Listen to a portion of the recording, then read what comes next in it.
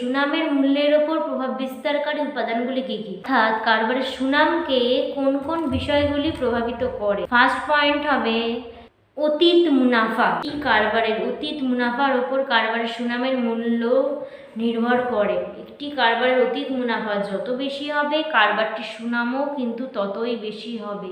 দ্বিতীয় পয়েন্ট হবে অবস্থান।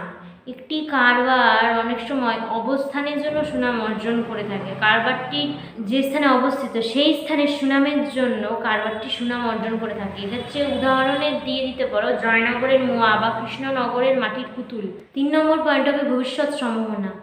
একটি কারবারের ভবিষ্যৎ সম্ভাবনাও কারবারের সুনামকে প্রভাবিত করে থাকে।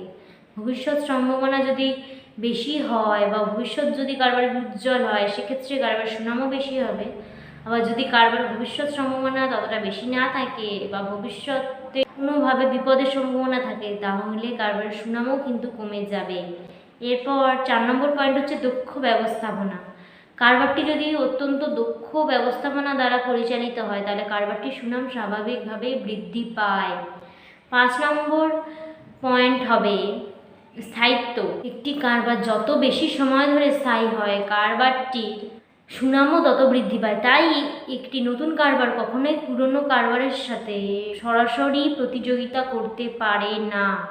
এরপর আসা যাক 6 নম্বর পয়েন্টে। 6 নম্বর পয়েন্ট হবে দ্রব্যের গুণগত মান। যদি কোনো কারবার অতি উচ্চমানের দ্রব্য উৎপাদন করে থাকে তাহলে সেই কারবারের সুনাম স্বাভাবিকভাবেই বৃদ্ধি পাবে। কিন্তু যদি কারবারে উৎপাদিত দ্রব্যের গুণমান কম হয় বা নিম্নমান হয় তাহলে কারবারের সুনাম কিন্তু হ্রাস পাবে।